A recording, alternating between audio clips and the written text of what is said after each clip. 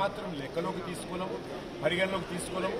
వాళ్ళ మాటలు ఖాతరు కూడా చేయము, వాళ్ళ మాటలకు జవాబులు కూడా చెప్పము. ఇది రెఫరెండం నేను ముందు నుంచే కాదని మీడియా ప్రెస్లో కూడా చెప్పాను. ఇది రెఫరెండంగా ఉండదు. అది అధికారంలో ఉన్నటువంటి పార్టీకి కొంత ఈ ఎంఐఎం పార్టీ సహకరించుకుంటూ ఎంఐఎం సంబంధించినటువంటి మరి ఆడ మంచి బలం ఉండాలి. ఎందుకంటే సుమారు 4 లక్షల ఓట్లలో 1,49,000 1,49,000 ఓట్లు వాళ్ళని మిగతా ఇతర సామాజిక వర్గాలకు ఉంది. కాబట్టి ఆ దృక్పథంలో కాంగ్రెస్ పార్టీకి అనుకూలంగా ఉండేటువంటి విధంగా పూర్తిగా ఆయన రాజకీయమైనటువంటి ప్రయత్నం చేశారు. కానీ అదేవిధంగా కొన్ని కోట్లాది రూపాయలు 2 పార్టీలు ఎలక్షన్ కమిషన్ కాంప్లీట్ చేయబోతున్నారు. ఎలక్షన్ కమిషన్ అక్కడ పూర్తిగా రాష్ట్ర ప్రభుత్వం ఎలక్షన్ కమిషన్కి ఏ రకమైనటువంటి సహకారం అందించలేదు. అక్కడ పూర్తిగా వరకు పోలింగ్ ఎత్తుంటే పోలింగ్ బూత్ ముందే పెద్ద ఎత్తున 100 కోట్ల రూపాయలు పంచినటువంటి పరిస్థితి 2 పార్టీలు చేశాయి. కాబట్టి ఇది ఏమాత్రం రానున్న రోజుల్లో ఈ రకమైనటువంటి పరిస్థితి లేకుండా అందరూ కూడా మరి ఈ యొక్క సామాజిక సంస్థలు కానీ ఎన్నికల్లో డబ్బుల పంపిణీ పూర్తిగా అరికట్టాల్సినటువంటి అవసరం ఉంది. ఆ దిశలోనే రానున్న రోజుల్లో మేము కూడా ప్రయత్నం చేస్తాం. ఎంఐఎం పార్టీ మద్దతుతో గెలిచారు. ప్రభుత్వ అనుకూల ఓటు అనుకోలేదు. ప్రభుత్వం ఏమైనా చేస్తే కదా అనుకూలం ఉండడానికి. రేవంత్ రెడ్డి ఏం చేసినాయని ఓటేయాలా, రేవంత్ రెడ్డి ఏం సాధించాడని ఓటేయాలా, రేవంత్ రెడ్డి ఆయన ఇచ్చినటువంటి గ్యారంటీలో ఏది అమలు చేసినా ఓటేయాలా, జూబ్లీహిల్స్ మెరుగుపరిచాడని ఓటేయాలా, జూబ్లీహిల్స్లో డ్రైనేజ్ సమస్య పరిష్కారం చేసిన ఓటేయాలా. కాబట్టి ప్రభుత్వానికి మెరుగైనటువంటిది కాదు. ఇప్పుడు ఉన్నటువంటి పరిస్థితుల్లో ఎక్కువ ఓట్లు ఉన్నటువంటి మజ్లిస్ పార్టీ యొక్క సపోర్ట్ కారణంగా గెలిచాడు. డబ్బులు పంపిణీ చేయడం కారణంగా గెలిచాడు. హైదరాబాద్ పరిధిలో ఎక్కడ కాంగ్రెస్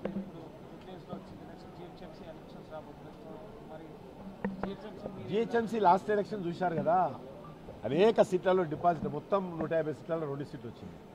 కాబట్టి ఏ ఎన్నికలు కూడా ఇది శాశ్వతంగా అన్ని రకాల మొన్న మనకు శాసనసభ ఎన్నికలు చూసాం. బీజేపీకి ఏమాత్రం లాభం జరగలేదు. 8 సీట్లు గెలిచాము 119లో.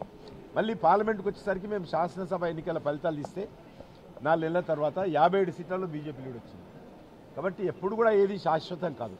మొన్న జరిగినటువంటి 2023లో జరిగినటువంటి శాసనసభ ఎన్నికల్లో మేము 8 సీట్లు గెలిచాము. మళ్ళీ 24కి వచ్చేసరికి 4-5 నెలల తర్వాత మనకు పూర్తి స్థాయిలో 57 సీట్లలో బీజేపీ లీడ్ వచ్చింది. 16 మజ్లిస్ తీసేస్తే 16 సీట్లలో 8 సీట్లు మేము గెలిచాం.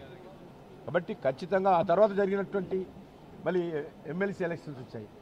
టీఆర్ఎస్ గెలవలేదు, బీజేపీ గెలిచింది, కాంగ్రెస్ కూడా గెలవలేదు. కాబట్టి ఒక్కొక్కసారి ఒక్కొక్క రకమైనటువంటి పరిస్థితులు వస్తాయి. మేము ఎమ్మెల్సీ ఎలక్షన్స్లో కూడా 2కు 2 సీట్లు తెలంగాణలో 50% గ్రామాలలో ఉన్నటువంటి టీచర్స్ కానీ పట్టభద్రులు కానీ ఓటేశారు. ఆ 2కు 2 సీట్లు బీజేపీ గెలిచింది. కాబట్టి ఈ ఎలక్షన్స్ అనేటువంటిది ప్రత్యేకమైనటువంటి పరిస్థితుల్లో జరిగినటువంటి ఎలక్షన్స్. మాకు మొదటి నుంచి కూడా బలహీనంగా ఉన్నటువంటి ఏరియా, అక్కడ ఉన్నటువంటి అనేక సామాజిక పరిస్థితుల్లో మాకు ఏమాత్రం బలం లేదు.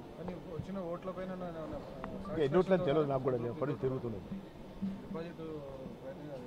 మేము దీనికి సంబంధించి జూబ్లీకి సంబంధించి తప్పకుండా మేము సమీక్ష చేసుకుంటాం. నేను కూడా తప్పకుండా దాన్ని సమీక్ష చేసుకుంటాం. రానున్న రోజుల్లో మెరుగైనటువంటి పరిస్థితుల కోసం తప్పకుండా కార్యాచరణ ప్రణాళిక రూపొందించుకొని ముందుకెళ్తాం. సార్, 10th క్లాస్ విద్యార్థుల కోసం మీరు ఒక నిర్ణయం తీసుకున్నారు, ఎందుకు అనిపించింది? అంటే మీరు చాలా మంది ఈరోజు ప్రభుత్వ పాఠశాలల్లో చదువుతున్నటువంటి పేద విద్యార్థులకు సంబంధించి వాళ్ళు 10th క్లాస్ ఫీజు కూడా కట్టలేని పరిస్థితుల్లో చాలామంది చివరికి వచ్చేసరికి పరీక్షలు కూడా రాయలేని పరిస్థితులు. నాకు మా జిల్లా డిస్ట్రిక్ట్ ఎడ్యుకేషన్ ఆఫీసర్ నా దగ్గరకు వచ్చి ఈ రకమైనటువంటి ఇబ్బంది ఉంది, మనం ఏదైనా చేస్తే బాగుంటుంది సార్, చాలామంది పిల్లలు ఆ యొక్క ఫీజు కూడా కట్టలేకపోతున్నారంటే నేను ఏమాత్రం ఆలోచన చేయకుండా మొత్తము నాకు సంబంధించినటువంటి శాలరీ అకౌంట్ నుంచి వెంటనే జిల్లా కలెక్టర్ గారికి ఉత్తరం రాసి ఆ యొక్క డబ్బంతా కూడా మేము భరించాలని నిర్ణయం తీసుకున్నాం. దీని కారణంగా కొంతమంది విద్యార్థులకైనా సరే లాభం జరిగితే జీవితంలో అంతకంటే వేరే సంతోషం ఉండదు.